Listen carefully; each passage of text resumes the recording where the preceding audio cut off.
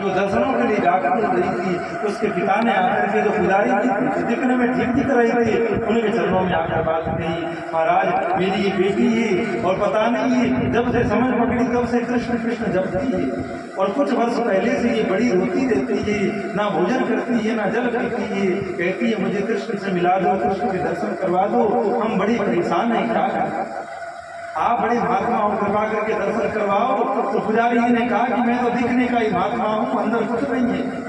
मेरे जो बगल में बैठे कि सोचा ऐसा कोई नौकर चाकर होगा, मुझे क्या पता कि सबसे ऊंची स्थिति की महात्मा है। जैसे बाबा थे वो उसके पिताजी में से इशारा कर रहे थे, मेरे पास तो कुछ नहीं है, मेरे बगल में जो बैठे हैं ना ये महात्मा ठाकुर के दर्शन करवा सकते हैं। तो वो आदमी तो तब तक उनके उधर गया नहीं, उस लड़की ने सुना और तुरंत महात्मा के चरण पकड़ लिए, बाबा मुझे कृष्ण से मिला दो। कुछ देर तो बाबा ने कहा बेटी क्या करती है, पैर मत दूध दे, जब नहीं छोटी बच्ची थी तो क्या करी हुई थी, एक छोटी पूरे घुमा दिया और बोले देख श्याम सुंदर गोचारण कर रही है। जो महात्मा ने इशारा किया तो गोवर्धन की शिलाओं में गाय प्रकट हो गई, श्याम सुंदर श्याम सुंदर के प्रत्यक्ष दर्शन हुए। उसके बाद में वो थोड़ी ठीक हो गई, 2-4 साल तो और जीवित रही, बाद में परम धाम चली गई। एक और घटना बताएं, जो दास के गुरुदेव ने उनकी गौशाला है वृंदावन में, बहुत जड़ और गोधा, तो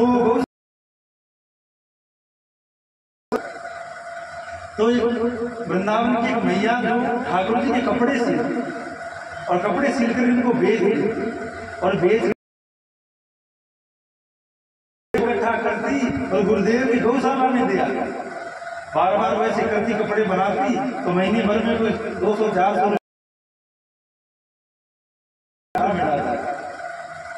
तो एक बार वो आई और आकर के वो गौशाला में घूमती भी, कुछ घास फूस मिलाती तो गायों को अपने हाथ से देती। तो वो गौशाला है वो बड़ी है, उसमें वो पर्वत है, आज भी उसमें वो बड़ा पर्वत है, उस पर गाय चलती है। क्या आई पैसे डाले और जैसे वो जाने लगी, काफी जाने लगी तो उसने क्या देखा, गाय तो चल ही रही थी, वो थोड़ा वो देख ही रही थी, अचानक क्या देखा कि बड़ी दिव्य दिव्य गाय, जो सामान्य गाय थी वो नहीं दिख रही है, बड़ी सुंदर, जिस तरह मार्बल की बनी गाय, हाथी जितनी बड़ी बड़ी गाय को देख रही है और वो गाय समझ की ओर दौड़ रही। पहले उसको गाय दिखाई दी, उसके बाद में नीलांबर और पीतांबर धारण किए हुए श्याम सुंदर उसकी ओर आने लगे, उसकी ओर आते गए, 4 कदम दूर रहे, इतने में मैया को मूर्छा आ गई, मूर्छित होकर गिर पड़ी। जब उसको होश आया तो फिर उसने गुरुदेव भगवान से बताया कि महाराज जी मेरा जीवन सफल हो गया, मैंने प्रत्यक्ष गोचारण करते हुए श्री श्याम सुंदर और बलराम जी के दर्शन। आज भी वृंदावन में बड़े सिद्ध पुरुष हैं, पर उनकी अंतर स्थिति इतनी बड़ी बढ़ चुकी है कि वो नित्य भगवान का दोपहर का भोग लगाने के बाद में भगवान के संग गोचारण करते जाते। तो बड़ी विशेष गोचारण लीला की है।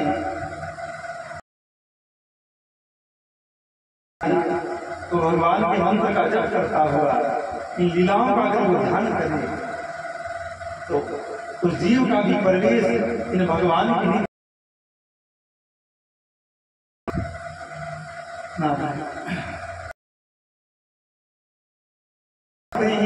और गोचारण करते हुए भगवान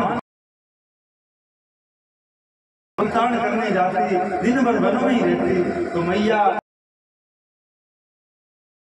से कुछ भोजन ले आए और वन में बैठ करके भोजन पाते तो पहले गोचारण करते, जब मैया सब घास फूस खाकर तृप्त हो जाती, जमुना का जल पी लेती,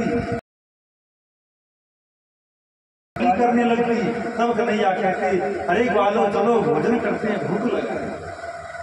और एक कदम के पेड़ के नीचे बैठ करके श्याम सुंदर और श्री दामा मधुमंगल तो कृष्ण मरुतक इत्यादि जो भगवान बैठ करके भोजन करते। तो कंस ने एक असुर भेजा अगास में भयंकर बड़े अजगर का रूप और आकर के जहाँ भगवान लीला करते वहां आकर के बैठ गया। और जब ग्वाल बाल भोजन पाने लगे तो एक ने कही, अरे कन्हैया वर्षों बीत गए आप वृंदावन में घूमते हुए, पर आज तक इस गुफा को तो हमने देखा ही नहीं। कन्हैया तो जानते थे कि गुफाएं की क्या है, और हाँ भाई हमने भी नहीं देखा। भगवान समझा रहे हैं कि भोजन पहले पालो फिर चलेंगे, पर ग्वाल बाल तो कहाँ सुनते, सब भाग गए। अब वो सर्व बड़ी जीव निकाल करके बैठा तो उस जीव पर चलने लगे। बालक बोले, देखो गुफा तो कोमल, उस जीव पे चलते चलते भीतर गई तो वो अजगर तो देख ही रहा था। ग्वाल बाल चले गई, ठाकुर जी भी रुके नहीं, ठाकुर जी भी अंदर चले गई। जैसे ही श्याम सुंदर अंदर प्रवेश किए, तुरंत अजगर ने मुख बंद कर लिया। जो मुख बंद किया, ग्वाल बाल सब मर गए उसके जहर से, विष से। पर भगवान बाहर निकल आए, सबरे लोक बालों को जीवित किया और भगवान ने वन भोजन किया। अब यहाँ भी बड़ी दिव्य लीला प्रकट होती है। कई गोप, हजारों की संख्या में गोप बालक, और सबका प्रेम श्री कृष्ण से है। देखो ये बात हम बार बार कहना चाहते हैं कि जो कुछ है सब अन्यत्र नहीं है कि कोई ऐसा भी बालक हो जो कृष्ण से प्रेम नहीं करता हो। सब ब्रजवासियों का प्रेम श्री कृष्ण से, क्योंकि ब्रह्म है ना, आत्मा का प्रेम परमात्मा में स्वाभाविक होता है, भले ही उसको ज्ञान हो और नहीं हो। चुंबक को भले ही पता हो कि नहीं हो कि सामने लोहा है, या लोहे को पता हो कि नहीं हो कि सामने चुंबक है। आत्मा और परमात्मा एक दूसरे के पूरक और एक दूसरे के आकर्षक हैं। अगर किसी की आत्मा शुद्ध होगी और कई परमात्मा की बात भी होगी तो पीछे पड़ेगा, दौड़ पड़ेगा, क्योंकि उसकी आत्मा खुद शुद्ध है। तो भगवान वन भोज करते तो जो ब्रजवासी बालक अपने अपने घर से भोजन लेकर के आए, वो सब अपना अपना भोजन धर लेते। तो ठाकुर जी अपने वाला भोजन तो उनको खिला देते और उन वाला भोजन स्वयं आधा खा लेता। अरे कन्हैया देख, लड्डू मेरी मैया ने कितनों को बनाए हो, तू भी पा करके देख। तो वो आधा झूठा लड्डू भगवान को, कोई कहता देख अचार देख कितना अच्छा, कोई कहता भात देख, कोई कुछ ठाकुर जी को मुख में देते, और कई बार ठाकुर जी उनके मुंह आते निकास के खा जाते। और ये सब लीला ऊपर बड़े बड़े देवता देखा करते।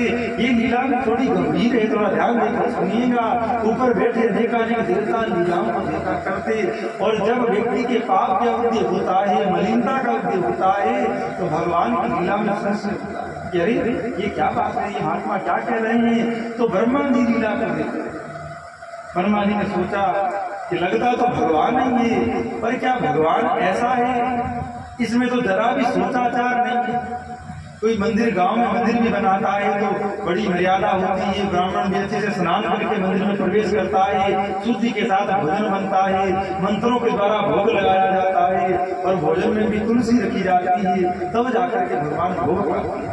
जरा सी विकृति हो जाती है तो फिर भगवान को भोग नहीं लगता है। और ये कैसा भगवान है जो नहाना है, ब्रजवासी बालक को नहा के आता, वो बिना नहाए आ जाता, और चलो भोजन खाए सो खाए, का जूता तक खा जाता। श्री कृष्ण का एक मित्र बड़ा गरीब है, वो कभी भोजन लेकर नहीं आता है। आज कृष्ण ने कहा का भोजन नहीं पाया, कल तेरे घर का भोजन पाऊंगा, कल तो भोजन लेकर के आना। पर बालक इतना गरीब है कि घर में कुछ नहीं। ब्राह्मण बालक के घर में आया, मैया से कहा भोजन दे देना, कन्हैया अपने घर का भोजन पाएंगे। ब्राह्मण दुखी हुई, अरे बेटा क्या मैं स्वयं लोगों के घरों में कुछ जाकर के भोजन पानी पाती हूँ, तो क्या दूँ। बहुत दुखी हुई। बाद में कहा देख तू लेके नहीं जाएगा तो कन्हैया दुखी होगा, तो ऐसा कर घर में 3-4 दिन की छाछ पड़ी, उसको ले जा पिला। तो कह देना लेके तो आया था, बाद में छाछ को बिखेर देना, कह देना खराब हो गई, नीचे गिर गई। दूसरे दिन कन्हैया सब बाल पहुंचे तो बरू तक रस्सी लेकर के आया। भोजन करने बैठे, ना आयो, अरे जल्दी से भोजन लेकर रहे कि यार मुझे भूख लग रही है। अब बरूतक ने सोची कि गाय का ये रत्न है, अगर धरती पर फैलाऊंगा तो अपराध लगेगा और भगवान को पवाऊंगा तो इकट्ठी लस्सी है 3-4 मिनट की, भगवान का मुंह बिगड़ेगा, इससे अच्छा खुद ही पी जाता हूँ। तो बरूतक लस्सी गला पकड़ लिया, अरे इतनी स्वादिष्ट लस्सी अकेला अकेला ही पिएगा, मुझे नहीं पवाएगा। अब भगवान ने गला पकड़ लिया ताकि ये अंदर नहीं ले जाए।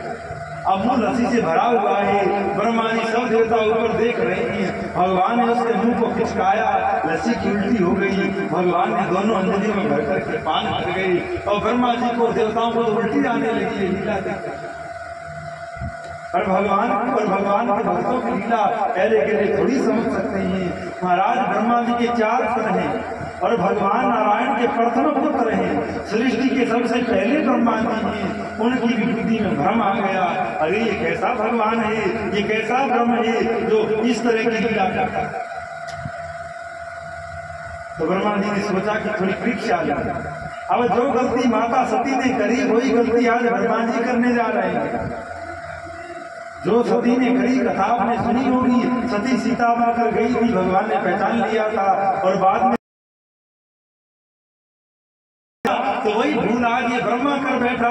ब्रह्मा विचार करता कि अरे ये भगवान नहीं हो सकता, भगवान होता तो इतना झूठा क्यों खाता, थोड़ी बहुत तो मर्यादा रखता, थोड़ा बहुत तो छोटा बड़ा बनकर रहता। ये तो इन बाल बालों के संग खेलता, कई बार बाल बाल खेल में कन्हैया को हरा देते तो कन्हैया को घोड़ा बना लेते और खुद ऊपर बैठ जाते। अब देखो वो पूर्ण ब्रह्म परमात्मा ब्रह्म तो घोड़ा बना हुआ है और जीव उसके ऊपर चढ़ा हुआ है, क्या महिमा है। तो नारद जी बोले ये भगवान नहीं हो सकता। और देखो ब्रह्म लीला देकर के ब्रह्म हो सकता है तो हम आप तो कौन बाग के। तभी महात्मा बार बार चिल्लाते हैं, अरे भाई बुद्धि से कथा नहीं सुनना, मन लगा करके कथा सुनना, भाव से कथा सुनना, तब समझ में आएगी। बुद्धि लगाओगे तुम्हारे पास तो कितनी सी बुद्धि होगी। ब्रह्मा जी के 4 सर और वो भी ब्रह्म पद, बड़े देवता तुम्हारे आपके क्या विषय। यानी बुद्धि का प्रयोग संसार में करो, बुद्धि से संसार को जानो और मन से भगवान को जानो। अगर बुद्धि भगवान में लगाओगे तो कुछ नहीं मिलेगा और मन संसार में लगाओगे तो कुछ नहीं। अगर मन संसार में लगाओगे तो दुख मिलेगा, व्याधि मिलेगी, संकट मिलेगा, तो ज्ञान मिलेगा, नया विवेक मिलेगा। और अगर मन भगवान में लगाओगे तो बड़ा आनंद मिलेगा, बड़ा सुख मिलेगा। कहाँ तक कहीं ब्रह्मा जी ने सोचा कि इसकी कुछ परीक्षा लेता। अब ब्रह्मा जी के मन में थोड़ा अभिमान आ गया कि मैं ब्रह्मा हूं, मैं बड़ा हूं और ये ब्रह्म नहीं है, ये तो कुछ सामान्य लगता है। तो ब्रह्मा जी ने क्या किया, ग्वाल बाल भोजन पा ही रहे थे, एक बोला हरी कन्हैया तो ठाकुर जी तो हाथ में कुछ खाने का सामान हाथ में लेकर भागे गैयाओं को देखने के लिए। ठाकुर जी तो गैया देखने चले गए, पीछे से ब्रह्मा जी आए और ग्वाल बालों को ले गए और फिर गैयाओं को आए तो ग्वाल बाल नहीं मिले, दुखी हो गए। ब्रह्मा जी ऊपर बैठे देख रहे, अब देखता हूँ ये ब्रह्म क्या करता है। भगवान कुछ देर तो रोने गाने का नाटक किया, अरे मेरे ग्वाल बाल कहाँ गए, अरे मेरी गैया कहाँ गई। थोड़ी देर के बाद मुस्कुराए और बोले अच्छा मैं सृष्टि करता हूँ, मेरे अलावा कोई सृष्टि नहीं कर सकता। तो भगवान ने वैसे ही ग्वाल बाल, वैसे ही गैया, वैसे ही डंडा, वैसा ही भोजन सब सामान अपने श्रीअंग से प्रकट। संसार में कोई चीज बनती है, कुम्हार मटका बनाएगा तो मिट्टी तो कहीं से लेगा ही, कोई सुनार सोने के आभूषण बनाएगा तो बिना सोने के तो नहीं बनाएगा, कुछ न कुछ सामग्री तो लेगा। पर भगवान जो कुछ बनाते हैं वो खुद से ही बना डालते हैं, अन्य कोई सामान को लेने की आवश्यकता नहीं। और ये बड़ी दिव्य लीला से सुखदेव जी वृक्ष को कहते हैं, बड़ी ग्वाल बाल थे, जो महात्मा थे, जो गाय थी वो तो ब्रह्म लोक में सो रही, और जितने भी ग्वाल बाल जैसा स्वभाव, जैसा रूप, जैसा कुछ था वो सब आज भगवान बने। रत्ती भर भी कोई फर्क कोई नहीं कर सकता है। अरे औरत की क्या बात करें, साक्षात बलराम जी जो भगवान की हंसा अवतार है। और ये लीला ठाकुर जी ने 1 वर्ष तक करी। बड़ा इससे बड़ा सुंदर इस लीला का भाव है। अब देखिए ठाकुर जी ब्रजवासियों को सुख देते सारे कन्हैया एक है। ठाकुर जी ने विचार किया, कुछ गोपियां विचार करती कि मेरो छोरा ही कन्हैया हो तो मैं मेरो कितना बड़ो भाग करती, ऐसे करती। कुछ गैया ऐसा विचार करती कि हमारो बालक बछड़ा हो तो मैं बछड़े को चाव करती। कुछ बछड़े ऐसा भाव करते कि ये कृष्ण हमारी माँ गाय होती तो कितना आनंद होता। इस तरह जो भाव जिसका था भगवान आज वही नहीं गए हैं। माँ सब जैसे नाटक नहीं कर रहे हैं, रूप धारण नहीं किया है, भीतर में तो वही कृष्ण रहता है। थोड़ा बात की गहराई है समझने में थोड़ा बुद्धि का खाली हल्की सी गोप दिखता है, मधुमंगल गाय दिख रही है, दिखने में बछड़ा दिख रहा है, पर अंदर से वो पूरा का पूरा ब्रह्म और कृष्ण बैठा है। महाराज पहले जो गोपियां जो गाय बछड़े कृष्ण के लिए व्याकुल रहते थे वो सब अब शांत हो गए, क्योंकि किसी के घर में तो कृष्ण गाय बनकर बैठा हुआ है, किसी के घर में कृष्ण बछड़ा बनकर बैठा हुआ है। अब पूरे ब्रज में 1 साल तक प्रत्येक घर में कृष्ण है। और अब जब आज तक जो दौड़ मस्ती थी गोपियों की, बाल बालों की, गायों की, वो तो नुकसान हो गई। क्यों हो गई? क्योंकि गाय का बच्चा तो गाय के पास में रहेगा, मैया का बेटा तो माँ के पास में रहेगा, ग्वाले का डंडा तो ग्वाले के पास में रहेगा। वैसे ही इस लीला की दिव्यता दिखने में तो कुछ अलग दिखता है, पर जो सुख आज तक गोपियों को कृष्ण को देखने में मिला था वही सुख गोपियों को अपने ही जो बच्चे थे, बालक थे, उनको देखने में मिल रहा है। आज तक जो सुख गायों को कृष्ण को देखने का बछड़ा दूध पीता है तो सुख उनको मिल रहा है, क्योंकि बछड़े के रूप में कृष्ण बना हुआ है। इस बात की दिव्यता को समझिए। और उधर यहाँ तो 1 वर्ष बीता है और ब्रह्मा जी को कितना टाइम लगा, एक गुलाब के फूल की पंखुड़ी में सुई निकाल को लगा बालों को ले जाने में, और धरती पर 1 साल में भगवान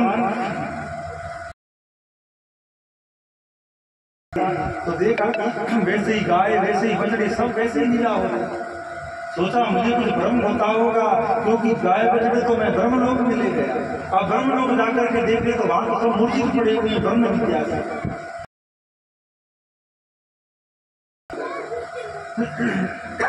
भगवान ब्रह्मलोक पहुंचे और जो पहरेदार थे उनको कह दिया कि कोई नकली ब्रह्मा घूमता है, आए तो खबर लेना। भगवान तो अंदर चले गए। जैसे ब्रह्मा जी पहुंचे तो द्वारपालों ने डंडे से खूब पिटाई करी, बोले हमारे स्वामी की नकल करता है। ब्रह्मा जी चिल्लाए, अरे मैं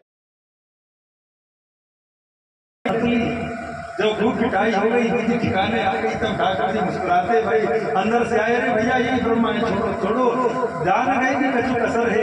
ब्रह्मा जी ने हाथ जोड़े, महाराज आपने बड़ी कृपा करी, मेरे को संदेह हो गया था, भ्रम हो गया था, आपने कृपा करके मेरा भ्रम दूर किया। तो 1 वर्ष के बाद में जो थे वो सब श्री कृष्ण ही थे। अब इस बात की पोल कैसे खुली? अब जो ब्रजवासी होते वो कन्हैया को उनको कह देते कि कुछ गायें तो हम लेकर जाते हैं और कुछ बछड़े और कुछ गायें तुम चराने जाओ और वृंदावन के पास में रहना, ताकि तुम हमारी नजर में रहो। अब देखो बड़े लोगों तो सब उनको जो उन गोपों के जो चाहे बाबा आनंद है, चाहे बाल बालों के जो पिताजी लोग वो तो सब में समझदार है, तो इन बाल बालों को लेकर गायों को लेकर जरा दूर नहीं जाना या पास पास में घूमना। पर आज क्या लीला भाई, वन से बहुत दूर जाते थे गाय चराने, बड़े आदमी के दूर दूर तक गाय चराते थे। तो कन्हैया ग्वाल बाल आज उनके पास पहुंच गए। अब जो गोप थे वो सब गुस्सा में भरे, अरे हमने बालकों को कितनी बार समझाया है कि दूर मत आया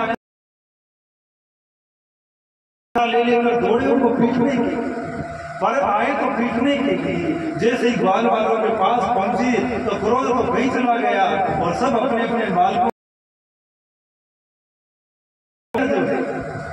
कन्हैया जैसे आए तो अपने अपने बालकों को चपत लगाने के, अरे मूर्खों यहाँ क्यों आ गए, गांव के पास में रहते। पर जैसे ही पास पहुंचे डंडा तो फेंक दिए और अपने बच्चों को अपने अपने गोद में बिठाकर दुलार करते। कन्हैया की और कोई नहीं देखते। बछड़ों को देखा तो एन में दूध भराया और दौड़ी भागी आकर अपने बछड़ों को चुंगाने लगी। अब बलराम जी लीला देखा, बलराम जी सोच रही है क्या हुआ, एक वर्ष से पूरे ब्रज में प्रेम की बात आई, ये बात क्या है। तब उसने ध्यान करके, बलराम जी ने ध्यान किया तो ध्यान करके देखा तो पोल खुली कि ये जो ग्वाल बाल बछड़े गाय जो कुछ दिख रहे हैं ये कोई और नहीं, सबने कृष्ण ही बने हुए, सब मोर पूछा कि कन्हैया ये क्या लीला है। तब कन्हैया ने कहा कि ब्रजवासी सब मेरे प्रेम में व्याकुल रहते हैं, कभी में 5 मिनट मिलता, कभी 10 मिनट मिलता, कभी किसी को मिलता भी नहीं। अब 1 वर्ष तक मैं सबके घर रह करके मैंने सबको सुख दिया, सबको आनंद दिया। अब 1 वर्ष के बाद में ब्रह्म रूप से श्री कृष्ण अपने जो असल वाले ग्वाल बाल जंतु को लेके आए और अपने ही अंग से जो प्रकट किए थे उनको वापस अपने अंदर समाये। अब महाराज 1 वर्ष के बाद में कि आज कृष्ण ने अगासुर, ध्यान देकर सुनिए, ये लीला तो 1 वर्ष पहले हुई कि कन्हैया ने अगासुर को मारा, लेकिन ग्वाल बाल ने 1 वर्ष बाद जाकर कही कि भैया आज श्री कृष्ण ने अगासुर मारा। अब समझने वाले समझ गए कि क्या लीला हुई। अब ठाकुर जी इस तरह करते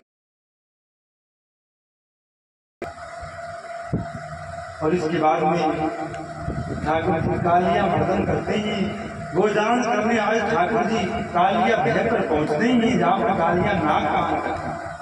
कालिया नाग इतना विशीला है कि उसके विष से पूरा जमुना का जल होता है तो वो भी मरकर के नीचे गिर जाता है जल में और उसको वो नाग खा लेता है। कोई गैया कोई बछड़ा भूल से भी पानी पी लेता। अब देखो श्री कृष्ण विचार करते थे कि कब बलराम जी घर में रहे और मैं अपने मित्रों को लेकर वहां जाऊं। तो आज बलराम जी का जन्म दिवस आया है, जन्म नक्षत्र आया है, तो बलराम जी तो आज गए नहीं गोचारण करने, घर में ही। तो ठाकुर जी सबको लेकर कालिया कह पर पहुंचे ही और वहां पर खेलने लगे। गेंद बनाई है और बालक लोग आपस में खेल रहे हैं। कन्हैया ने कही देखो जाने जोर से टोरा लगायो और जाने जमुना में बोर डाल दी थी वही लेके आए। और सबसे पहले बेट ठाकुर जी ने संभाला और जो बेट घुमा करके छक्का लगाया तो सीधी गोल कालिया में जल। अब सबरे बालक चिल्लाए जोरे कन्हैया तुमने ही कहा था जो फेंकेगा वही लाएगा, अब लेकर के आ। ठाकुर जी पहले तो मना करने लगे, ना भाई मुझे तो डर लगे, इतना बड़ा पानी यहाँ तो नाग रहता है इसे, तो सब बोले नहीं लानी पड़ेगी। तुरंत ठाकुर जी ने कदम के पेड़ पर चढ़ करके जमुना में छलांग लगाई है और कालिया नाग के पास पहुंच गई ही। कालिया नाग नींद में और नाग पत्नियां नाग की सेवा कर रही है। जैसे ही उन्होंने कन्हैया को देखा, अरे बालक तू कहाँ का है, कौन है, यहाँ कैसे आया। कन्हैया ने काम खेल रहे थे, हमारी बोल यहाँ पर आ गई।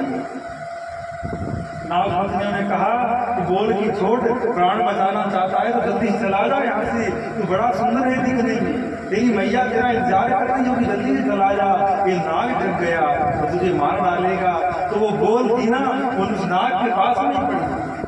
अरे वीर मैं तो बोल लेने आया हूँ, भी चला जाऊंगा, और जल्दी से उठा, धीरे से उठा और भाग जा। ठाकुर जी बोल उठाने गए तो एक हाथ से बोल उठाने लगे और एक हाथ से इसको थोड़ा काट दिया। जो सरफ को काटा सरफ उपकार करता हुआ जगा। किस दुष्ट ने ऐसी हिम्मत करी कि सोते हुए कालिए नाग को जगाया। देखा बालक पर नजर पड़ी, तुरंत उसने अपने शरीर के द्वारा बंट में आटे में लेकर के कन्हैया को पकड़ना चाहा। और ठाकुर जी ने अपना बल बढ़ाया, थोड़ा शरीर का आकार बढ़ाया, उसके बंधन ढीले हो गए। अब फणों से प्रहार करने लगा। ठाकुर जी उछलकर उसके फणों पर चढ़ गए। तांडव पर मरकत बनवारी, फम फम फण पटकत, पम पम पग पटकत, विनती करत नाग बदवारी, पम पम नरकत बनवारी। भगवान अब देवता लोग आकाश में दर्शन तो कर ही रहे थे, बोले बड़े बड़े नृत्यकार देखे, नाचने वाले देखे। अरे भगवान शिव से बड़ा तो नटराज नृत्य में पूर्ण कौन होगा जो कैलाश में तांडव नृत्य करते हैं। पर ऐसा नाचने वाला पहली बार देखा है जो कालिया नाग के फणों पर भी नृत्य कर लेता है। कालिया नाग फण उठाकर के फण मारता है, भगवान चरण का प्रहार करके उसके फन को कुचल डालते हैं। धीरे धीरे करके कालिया नाग का पूरा विष निकल गया है, वो सूती गैया हो गया है। नाग पत्नियां कह रही है हरे कृष्ण छोड़ दो, हरे कृष्ण मत मारो, ये हमारे पति हैं, इनको मत मारो। और ठाकुर जी तो ताता थैया कर करके नृत्य कर रही है। आखिर में वो नाग पत्नियां बोली मार डालो, अभी मार डालो इसको। ठाकुर जी ने कहा क्या हुआ, इतनी देर तो कह रही थी छोड़ दो, रब कह रही हो मार डालो। बोले कोई बात नहीं मार डालो, लोग हमसे पूछेंगे तेरा पति कैसे मरा। बोले मेरा पति क्रोधी था। तेरा पति कैसे मरा। बोले मेरा पति कामी था। तेरा पति कैसे मरा। बोले दुष्ट था। पर हम तो आनंद से कहेंगी मेरा पति कब मरा, जो मेरे पति के सर पर श्री कृष्ण के चरण। हम तो प्रेम से कहेगी भले इसको मार डालो। ठाकुर जी बोले अरे बावली कैसी बात कर रही है, मेरे चरण पाँव को मारते नहीं है, मेरे चरण को तार देते हैं। मैं या कालिया नाग को नहीं मारने आया हूँ, मैं तो यहाँ की दुष्टता को मारने आया। कालिया नाग से कहा रे भाई तू यहाँ क्यों आया। तो कालिया नाग ने कहा महाराज हमारी क्या गलती, आप बताओ सर्प किसने बनाई। भगवान ने कहा मैंने बनाई। तो सर्पों के मुख में जहर किसने डाला। बोले मैंने डाला। तो महाराज हम क्या करें, हमारी तो बड़ी हालत बुरी है, किसी ने संसार के किसी घर में हम गए नहीं कि तुरंत कमर तोड़ डालते, मार करके फेंक देते हैं, मुंह कुचल डालते हैं। अब जहर आपने डाला, सब काम आपका और सजा हमको भुगतनी पड़ती है। तो भगवान ने कहा देखो सब कुछ हमने बनाया और तुम्हारे रहने की व्यवस्था हमने करी, तो तुम रमणक द्वीप में रहते यहाँ यमुना के जल में क्यों आ गए। तब कालिया नाग ने कहा कि मेरा गरुड़ के साथ बेर है और गरुड़ मुझे खोजता फिरता है मारने के लिए। जिस जगह में रहता हूँ यहाँ पर सोबरी ऋषि ने श्राप दिया कि गरुड़ अगर यहाँ आएगा तो मर जाएगा, इसलिए वो यहाँ आता नहीं है, तो मैं छुपकर रहता हूँ। भगवान ने कहा अब तू कहीं जाकर कह रहे, अब तेरे को गरुड़ परेशान नहीं करेगा, क्योंकि तेरे फणों पर मैंने अपने चरणों की छाप लगा दी है। और कालिया नाग अपनी पत्नियों के सहित प्रणाम करके वापिस लौटा है। और अब जब ठाकुर जी नदी में कूदे थे, घंटों भर बाहर नहीं आए थे, तो ब्रजवासी दौड़ करके गए अपने वृंदावन में, सबको सूचना करी, सब भाग करके आए। तो रात्रि हो गई थी, कन्हैया तो बाहर आ गए थे। तो कन्हैया ने कहा कि आप रात्रि आज हम यही विश्राम करेंगे। सब ब्रजवासी उसी वन में रुक गए। रात्रि में वन में आग लगी, जैसे ही वन में आग लगी चारों तरफ आग गिर गई, ब्रजवासी जलने लगे। अरे कन्हैया आग से जल रहे हैं, कृपा करो। ठाकुर जी ने कहा सब लोग आग बंद करो। सब लोगों ने आग बंद करी। ठाकुर जी आग पी गए। ठाकुर जी आग पी गए। अब महाराज जो मधुर मंगल है वो इन सखाओं में सबसे बड़ा है। ठाकुर जी से भी 5-6 बरस बड़ा है। तो यशोदा मैया ने उसको समझाकर भेजा है, देख मेरो यो छोरा कन्हैया तो बड़ो चंचल है, मेरी कहो नाए सुने, बड़ी उद्दंडता करे, कभी पेड़ पे चढ़े को, कभी नीचे गिरे को, तो तू यहाँ को ध्यान रखना। तो वो जो मधु मंगल था वो कन्हैया का ध्यान रखता। अब जब ठाकुर जी ने कही कि सब अपने आंगन पर हाथ धरो, तो और तो सबन ने हाथ धर लियो। और या मधुमंगल ने हाथ तो धरे हो, कड़ंगलियों के भीतर से देख तो रहे हो। अब दो ठाकुर जी ने आग पीनी, तुरंत दौड़ो। अरे कन्हैया ने मुंह खोल, मुंह खुलवा के फूंक मारने लगे। अरे कन्हैया से मुंह में आग चली और भागे भागते, अरे यशोदा रानी अब मोको तो सुनाई देना, तेने मोते कही थी मेरे लाला को ध्यान रखियो, पर तेरे लाला की रखवाली मोते नाए हुए। मैया ने कही कहा तेरे लाला ने आज जंगल में आग पी दी। अब उससे पहले ही कन्हैया पहुंच गए। अरे मैया आज बड़ी उदम करी, बड़ो खेल कूद कियो, तो भूख लगाई कुछ खाई को दे। मैया ने कहा भोजन का तो मैया ने खूब माँ मिश्री डाल करके इलायची और काजू बादाम डाल करके गैया को दूध गर्म कर दी और गर्म करके ठंडो कर दी नो, और फिर कहीं ले कन्हैया को पी। ठाकुर जी पीने लगे, अरे मैया ये तो बड़ो गर्म है। तो मैया ने कहा ला और ठंडो कर देती हूँ। मैया ने और ठंडो कियो, ऐसा ठंडो कियो जैसे बर्फ होए। फिर भी कन्हैया पी रहे तो फूंक मार रहे, अरे मैया बड़ो गर्म है। इतने में यो मधुमंगल आयो, अरे यशोदा तेरे छोरा की रखवाली मोते ना होए, आज यानी जंगल में आग पी लेनी। मैया ने गाड़ी देनी, अरे दाढ़ी के में पुते झूठे कहीं के, जो दूध भी 10 बार ठंडा करके पीता है वो आग कैसे पीता है। ऐसी ब्रजवासियों का भाव परमात्मा। देखो हम ये बात कहते हैं भगवान भगवान और हमारे जो वृंदावन बिहारी लाल हैं वो एक बात से डरा करते हैं, एक बात से बड़े परेशान रहते हैं कि कोई मेरे को भगवान नहीं माने, कोई मेरे को भगवान नहीं मानते। तभी ठाकुर जी लीला तो करते हैं पर लीला को छुपा देते हैं। आगे आप सुनेंगे, बड़ा इस बात का विस्तार है कि भगवान इस बात से डरते हैं कि कोई मेरे को भगवान नहीं मानते। इसकी बात में श्री सुखदेव बाबा वर्षा ऋतु का वर्णन करते हैं, बसंत ऋतु का वर्णन करते हैं और वेणु गीत का वर्णन श्री करते हैं। इसके बाद बड़ी मुख्य लीला चीरहरण की लीला है।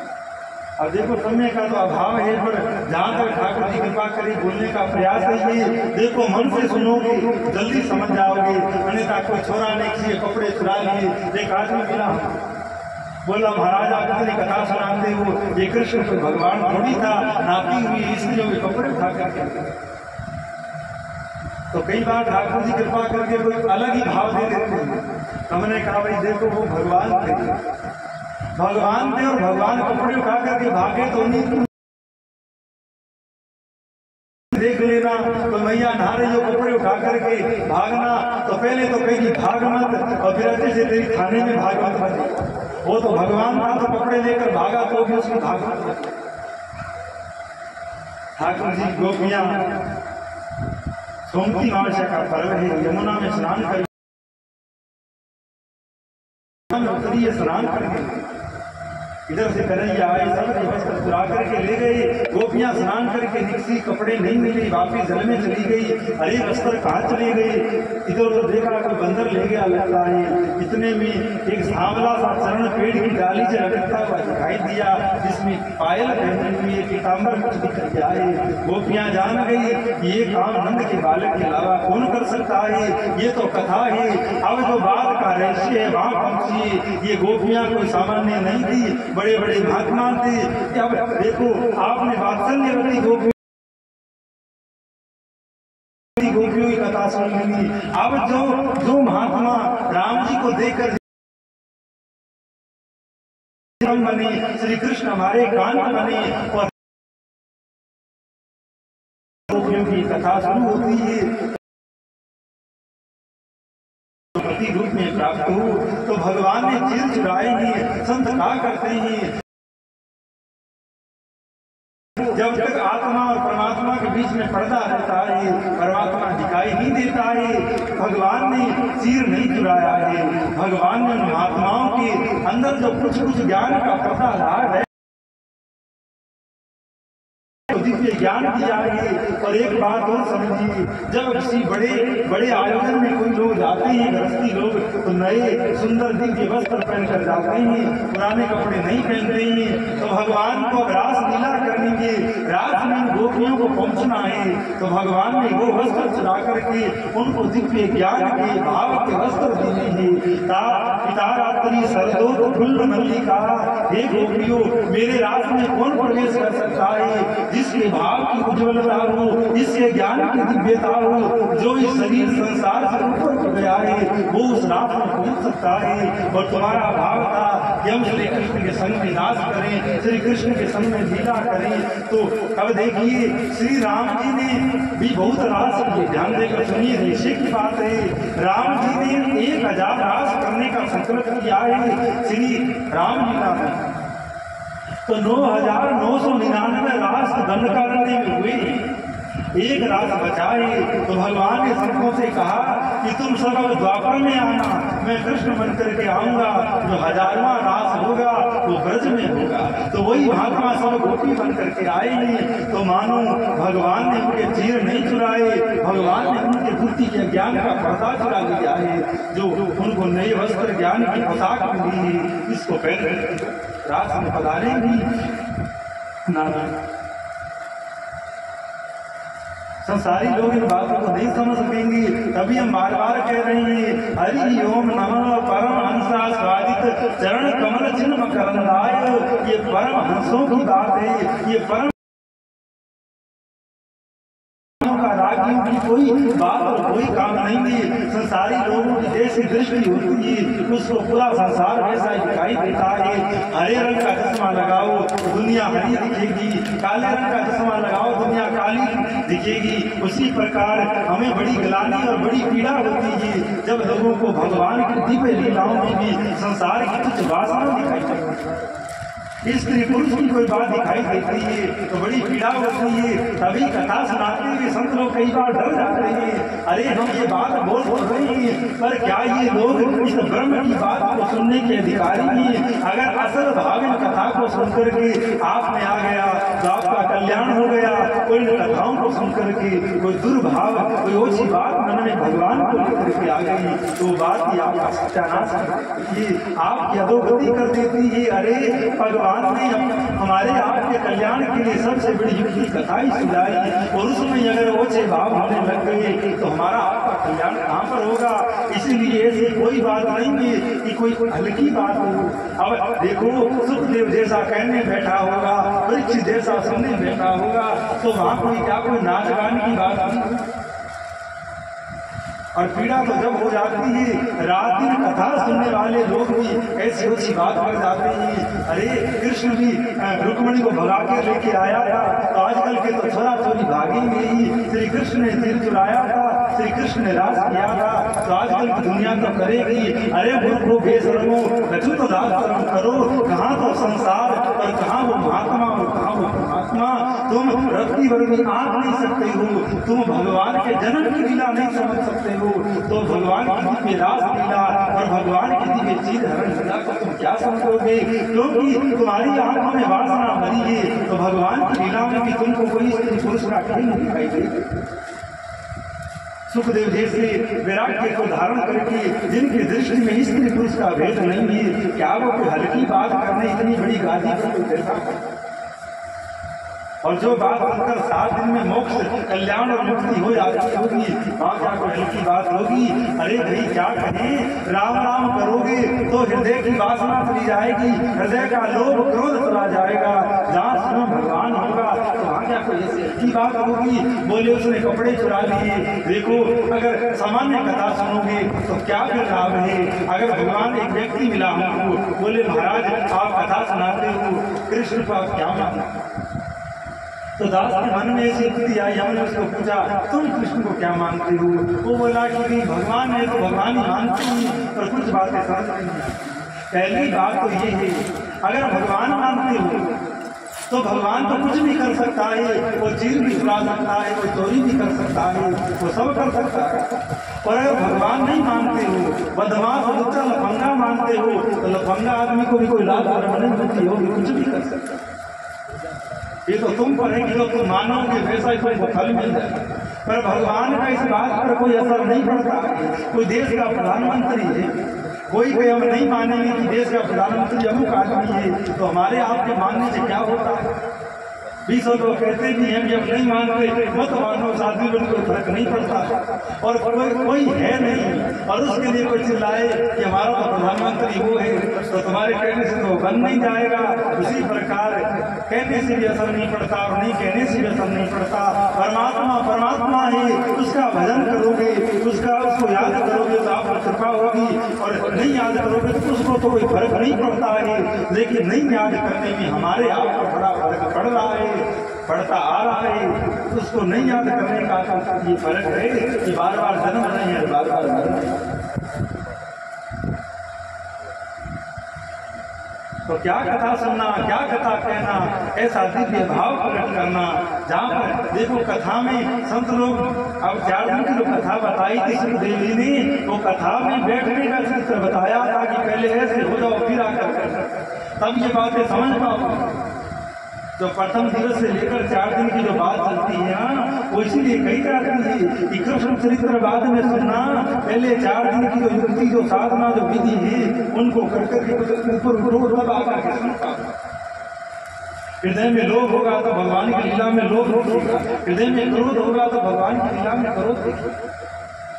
तो जैसी व्यक्ति की दृष्टि होती है वैसी सृष्टि दिखाई देती है, लेकिन भगवान की लीला अनिर्वचनीय अप्राकृतिक है। जहाँ सृष्टि खत्म होती है वहां पर भगवान की लीला शुरू होती है। क्या समझ पाओगे? तो दिव्य गोपियों को भगवान ने ज्ञान दिया, अरे गोपियों तुमको साधारण नहीं हो, तुम अब देखो रास लीला में कौन पहुंचा है, जो महात्मा भगवान की साधना करके एकदम भगवान के बराबर का हो गया है, रत्ती भर भी कोई दोष गुण नहीं रह गया है, वो रास में पहुंचा है। अब देखो मन तो बहुत होता है, बड़ा विस्तार से कहें तभी कुछ बात समझ में आया है। अरे दूसरी बात कहें, जिस रास में भगवान शिव गोपी बनकर आया होगा, उस रास में क्या दिव्यता और क्या धन्यता। हम एक बात क्या करते हैं कथा में, ये कथा ही कल्याण कर देती है और ये कथा ही सत्यानाश कर देती है। आज के समय में बहुत सारे ऐसे जीव हैं जिनका ये कथा कल्याण भी कर रही है, और कल्याण वाले मनुष्य कम है, सत्यानाश होने वाले मनुष्य ज्यादा है, क्योंकि कहने वालों को इतना विवेक होता नहीं है, सीधे सीधे कह दिया, लोगों ने समझा कि ठीक है भगवान कथा का काम है। और जहाँ योग्य भक्ता बैठा गहराई तक बात बताई, तब समझ में आया कि भगवान की इतनी दिव्य लीला है। हम पहले दिन से बार बार ये बात बोलते आ रहे हैं कि वृंदावन में कोई गोपी, कोई स्त्री शरीर रूपी नहीं है, महात्माओं का वो भाव गोपी है, महात्माओं का वो उद्देश्य गोपी है, जिस उद्देश्य से भाव रहता है कि श्री कृष्ण को सुख मिले, श्री कृष्ण को आनंद मिले। संसारी व्यक्ति हर काम में अपना सुख देखते हैं और भगत लोग हर कार्य में भगवान का। और धीरे धीरे भगवान उन गोपियों को वस्त्र देकर के संकेत करते हैं, फुल्ल मल्लिका। बड़े बड़े विद्वान बैठ करके रात पर चर्चा करते हैं, पर चर्चा पूरी नहीं होती है। देखो भागवत श्री भगवान का शरीर है, भागवत ग्रंथ है वो श्री भगवान का शरीर है, और शरीर में 5 प्राण होते हैं, तो जो दसम सकंद है वो भगवान का प्राण, भागवत रूपी शरीर का प्राण दसम सकंद है। इसमें भगवान श्री कृष्ण की लीला, दसम सकंद भागवत का हृदय है, और हृदय में भी जरूरी प्राण रहते हैं, जो रास पंचाध्यायी है, जो 5 अध्यायों का जो प्रसंग है, वो इस शरीर का प्राण है। शरीर कितना ही सुंदर हो, कितना ही अच्छा हो, अगर प्राण नहीं रहेंगे तो वो शरीर थोड़ी देर में खराब हो जाता है, सड़ने लग जाता है, लोग जलाए आते हैं। उसी प्रकार भागवत रूपी शरीर के 5 प्राण है, वो इस रास के 5 अध्याय है। तो विशेष बुद्धि के साथ, विशेष भाव के साथ सुननी चाहिए। बड़ा सुख वैष्णव जनों को, भक्तजनों को देने वाला। तो इसके बाद में गोवर्धन लीला का वर्णन आता है। दीपावली का दिन आया, सबरे ब्रजवासी अपने सब घर में बड़े बड़े पकवान बनाने लगे। कन्हैया ने मैया से कही, मैया आज इतने पकवान खाए बन रहे हैं, और नेक मोह पर खाइले को दे, मुंह को भूख लग रही। यशोदा ने कही, लाला अभी जय जय रहेगी, पूजा होगी, फिर प्रसाद मिलेगी। तो कन्हैया ने कही, आज कौन की जय जय रहेगी? बाबा से पूछ ले। कन्हैया छोड़कर नंद बाबा के पास आए, बाबा आज तेरी तैयारी ब्रज में किसकी चल रही है? नंद बाबा ने कहा, कन्हैया हम वर्षों से इंद्र की पूजा करें, इंद्र यज्ञ करें और इंद्र की पूजा करें, तो आज इंद्र यज्ञ करें। तो कन्हैया ने कहा, बाबा इंद्र की पूजा क्यों करें? बोले, बच्चा देख हम सब गोपालक हैं, गायों को पालते हैं, गाय हमारा जीवन है, अगर बरसात नहीं होगी, घास नहीं होगी, गायों को घास नहीं मिलेगी, तो अपनी गाय कैसे सुखी होगी, कैसे अच्छा दूध देगी। तो जब हम इंद्र की पूजा करते हैं, इंद्र बरसात करता है, तो इन पर्वतों में, इन खेतों में घास उगाती है, तो वहां सब गाय करती है। तो इसीलिए हम इंद्र का धन्यवाद करते हैं, पूजा करते हैं। तो कन्हैया ने कही कि बाबा इंद्र जो है वो भगवान नहीं है, बारिश तो भगवान के अधीन है, इंद्र तो मात्र पद है, इंद्र तो भगवान का नौकर है। अगर पूजा ही करनी है तो हमारा तो भगवान ही गिरराज है, ये गोवर्धन है जहाँ हमारी गैया घास चरा करती है, जिस गोवर्धन की तलहटी में बैठकर गैया विश्राम करती है, वो गोवर्धन हमारा भगवान है। हमें गोवर्धन की पूजा करनी चाहिए, जहाँ हमारी गैया सब विहार करती है। अरे बाबा, क्या कोई इंद्र की पूजा नहीं करेगा तो क्या इंद्र उसके खेत में बारिश नहीं करेगा? इंद्र तो भगवान का नौकर है, उसको तो बारिश करनी ही पड़ेगी। तो पूजा करनी है तो गोवर्धन की करिए, इंद्र की नहीं करिए। तो नंद बाबा ने भी मान ली, और जो अच्छे लोग थे जो कन्हैया से प्रेम करते उन्होंने भी मान ली। कुछ लोग जो नहीं मानते थे वो बोले, अरे इस कल के छोरे के कहने से वर्षों की परंपरा छोड़ रहे हो, अनिष्ट होगा। और ज्यादा वोट होते हैं उनकी बात ही ऊपर रखती है। नंद बाबा और सब लोग एक तरफ थे, तो कन्हैया की बात मान ली गई। जो कुछ प्रसाद बना था सब ले लेकर छकड़ों में भर भर के गोवर्धन पहुंच गए। तो कन्हैया ने कही सब मिलकर मेरे गिरिराज बाबा को स्नान करवाओ। अब बेचारे ब्रजवासी कहीं दूर जाते, जमुना में से घड़े भरते और वहां लेकर आते, तो बड़ी दूर होते, परिश्रम लगता, बेचारे थक गए। अरे कन्हैया, तेरो देवता तो बड़ो दूर पड़ रहे हो, जल बहुत दूर है, हम थक गए हैं। तो बोले तुम ऐसा करो, कन्हैया को गिरिराज जी को प्रार्थना करो, गिरिराज जी अवश्य कुछ व्यवस्था करेंगे। तो सब ब्रजवासी ने कही, हे कन्हैया के भगवान गिरिराज, हम पर कृपा करो, कुछ जल की व्यवस्था करो। तो गिरिराज जी के अंदर ही मानसी गंगा प्रकट हो गई, बड़ी सुंदर मोटी गंगा की धार प्रकट हो गई। सब ब्रजवासी मटके भर भर के गिरिराज जी को नहलाने लगे, खुद भी नहाने लगे। उसके बाद में कन्हैया ने कहा कि आज तक आपको वर्षों बीत गए इंद्र की पूजा करते हुए, क्या आज तक कभी इंद्र की शकल आपने देखी? सब कहने लगे, ना भैया, हमने आज तक नहीं देखी, पर मेरो गिरिराज बाबा ऐसे कृपालु है तो तुमको प्रत्यक्ष अपनो स्वरूप को दर्शन कराएगो। तो कहा सब लोग आंख बंद करो। सब लोगों ने आंख बंद करी। एक तरफ तो कन्हैया अपने बालों में खड़े हुए हैं, और एक तरफ से जाकर गिरिराज जी की ऊपर प्रकट हो गई। कहा बात बोल दो, मेरो देवता प्रकट है गए हो। सब लोग जय जयकार करने लगे, गिरिराज धरण की जय, श्री गोवर्धन नाथ की जय। सबको बड़ा आनंद हुआ। अरे कन्हैया, तेरो गिरिराज बाबा तो बड़ो सुंदर है। एक बोलो, अरे कन्हैया देख, बाकी नाक तेरे से मिल रही, कोई कई बाबा कान तेरे से मिल रहे हो। एक बोलो, अरे मुकुट लगे वो कन्हैया। तो कन्हैया ने कहा कही, अरे वालों तुमको पता नहीं है, जिस गैया का दूध मैं पीऊं, जिस गैया का माखन मैं खाऊं, उसी गैया का दूध मेरो गिरिराज बाबा पिए, यानी ये मेरे जैसी शकल याद। और तुमने कभी इंद्र के दर्शन भी नहीं किए, और इंद्र ने आकर कभी भोग भी नहीं लगायो, पर मेरो गिरिराज बाबा तो प्रत्यक्ष में भोग लगाएगो, तो तुम सब देखते रहो। तो गिरिराज बाबा ने बड़े बड़े हाथ करके दो गाड़ी भर भर के दो मिष्ठान प्रसाद थे, सबका भोग लगाया। सब ब्रजवासी के, तेरे कन्हैया हमको तो ऐसा लग रहे हो कि तेरो देवता बरसन से आने कछु खायो नहीं, तो गाड़ी भर भर के लाए सभी पा रहे हो। ठाकुर जी ने कहा, मेरो गिरिराज बाबा तुमको खाता भयो तो दिख रहे हो, पर देतो भयो नहीं दिख रहे हो, अभी देखो। तो तुरंत गिरिराज जी की कृपा से उन गाड़ियों में बड़े बड़े 56 भोग प्रकट हो गई, बड़ा प्रसाद प्रकट हो गया। आज भी हमारे ब्रज में गिरिराज बाबा की बड़ी महिमा। वृंदावन में कितना बड़ो महात्मा हुए, गिरिराज जी की शरण में जाए बगैर वो रहे नहीं। श्री पंडित बाबा ठाकुर जी प्रत्यक्ष उनसे बात करते, उन्होंने अपना पूरा जीवन गिरिराज जी की तलहटी में बिताया। आज भी गिरिराज बाबा साक्षात ब्रह्म है, साक्षात श्री कृष्ण का शब्द।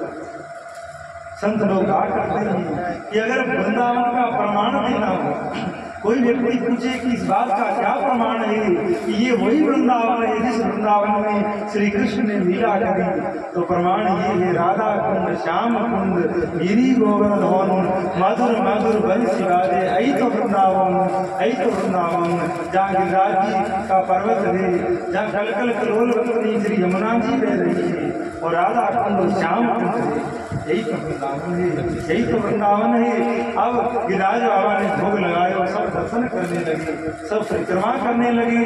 अब इंद्र के दूतों ने जाकर सूचना दी कि महाराज जो ब्रजवासी सब लोग हजारों वर्षों से आपकी पूजा कर रहे थे, अब की बार एक छोड़ा के कहने से आपकी पूजा नहीं करी गई और एक पहाड़ की पूजा कर ली गई, तो आप उनको सजा दो।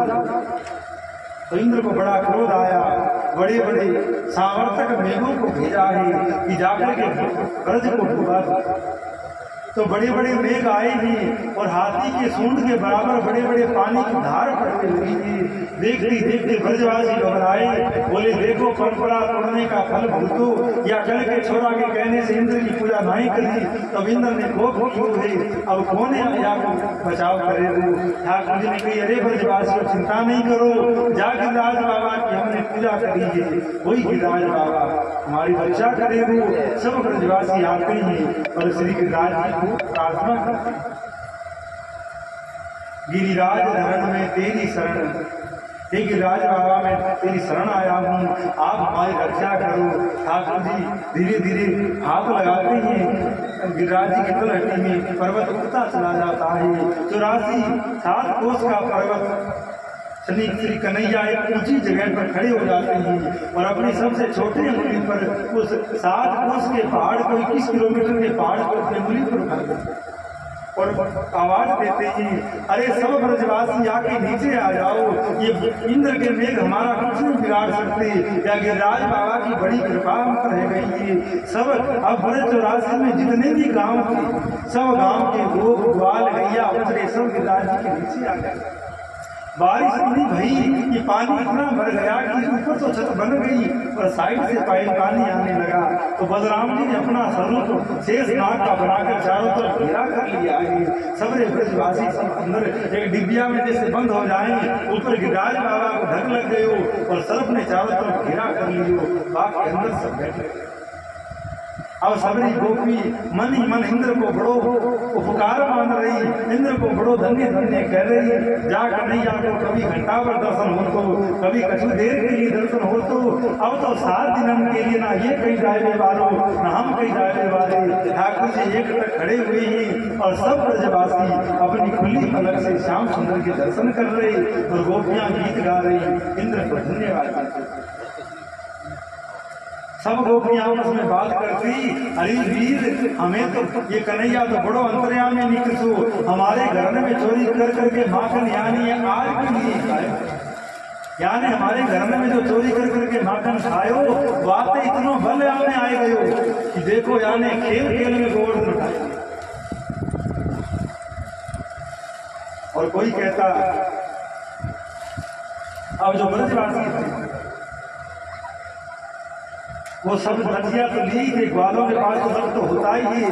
सबने कहा अरे सब जब लगाओ, बेचारा कन्हैया कब से एक हाथ से खड़ा हुआ है। सब लोगों ने अपने अपने डंडा गोवर्धन के नीचे लगा दिए। तो वो कोई बोला अरे कन्हैया तेरे को घंटा पर है गई खड़े हुए, तो थक गए है को हाथ और हटा ले। ठाकुर जी ने कहा देख लो हटाओ, बोले हाँ रे हटा ले, पर्वत हमने लकड़ों पर ले रखा है। ठाकुर जी ने नेक से पीछे करी